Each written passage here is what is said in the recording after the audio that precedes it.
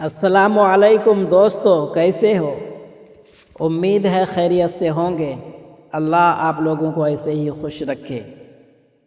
آج پھر ایک نئی ویڈیو کے ساتھ آپ لوگوں کے سامنے حاضر آیا ہوں۔ آج کا قصہ بڑا زبردست ہے، مختصر سا ہے لیکن بڑا زبردست ہے۔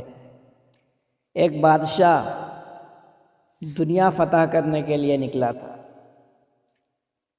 اور جب وہ افریقہ کے ایک گاؤں میں پہنچا جہاں کے لوگوں نے کبھی سنا ہی نہیں تھا کہ فاتح کون ہوتا ہے اور مفتوح کون ہوتا ہے، ان لوگوں نے ہار جیت کبھی سنی ہی نہیں تھی، بڑے سکون سے رہتے تھے، لڑائی سے دور، جھگڑے سے دور، انصاف سے بہت قریب، بڑے سکون کی زندگی گزارتے تھے۔ وہ بادشاہ جب اس گاؤں میں پہنچا تو گاؤں والوں نے بڑے پرجوش طریقے سے بادشاہ کا استقبال کیا۔ عمدہ قسم کے کھانے پیش کیے گئے، بڑا پیار دیا، اور پھر گاؤں والوں نے اپنے سردار کے پاس بادشاہ کو پہنچایا۔ ان کے سردار نے بھی بڑے پرجوش طریقے سے بادشاہ کا استقبال کیا، ویلکم کیا، اور پھر دونوں باتوں میں مشغول ہو گئے۔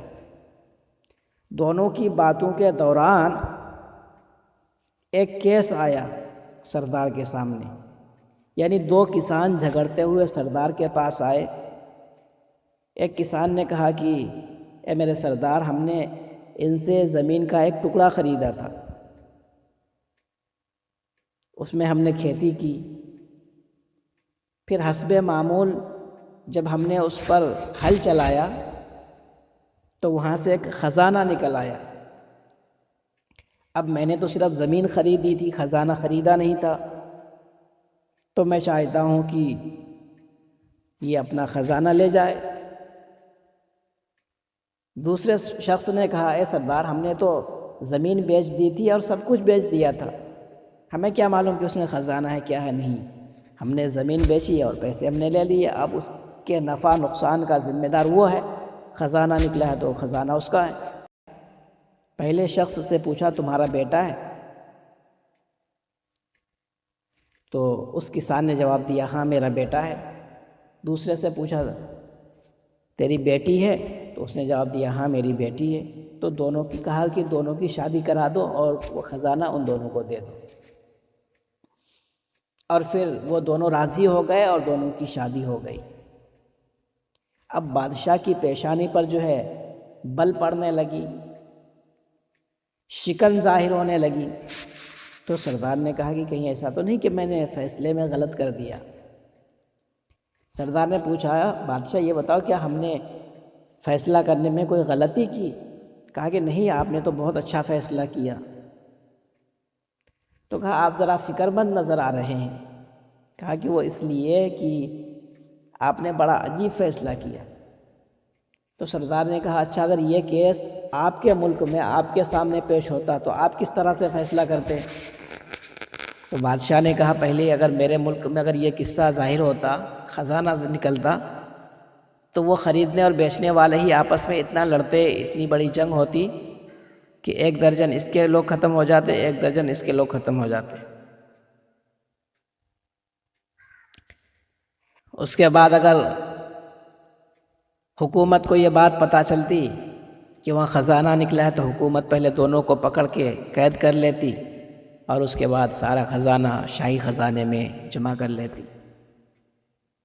سردار نے پوچھا اچھا تو شاہی خزانے میں وہ خزانہ کیوں جمع ہوتا؟ حکومت کا اس میں کیا حق تھا؟ بادشاہ بولا ہمارے ملک میں ایسا ہی ہوتا ہے۔ تو سردار نے تعجب سے پوچھا کیا آپ کے ملک میں بارش ہوتی ہے؟ کیا سورج نکلتا ہے؟ کیا چاند نکلتا ہے؟ کیا کھیتیاں سیراب ہوتی ہیں؟ اس نے جواب دیا ہاں بالکل، سورج بھی نکلتا ہے، چاند بھی نکلتا ہے، بارش بھی ہوتی ہے، کھیتیاں سیراب ہوتی ہیں۔ پوچھا چرند و پرند ہیں؟ کہا کہ خوب ہیں۔ پھر پوچھا کیا جانور ہیں؟ تو بادشاہ نے جواب دیا ہاں جانور بھی ہیں، بہت کثرت سے ہیں۔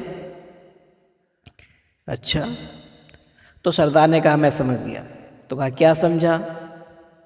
تو سردار نے جواب دیا کہ میں یہ سمجھا کہ وہاں پر اتنا بڑا ظلم ہو رہا ہے، ناانصافی ہو رہی ہے، تو وہاں تو سورج نہیں نکلنا چاہیے، بارش نہیں ہونی چاہیے، کھیتیاں سیراب نہیں ہونی چاہیے، چاند نہیں نکلنا چاہیے۔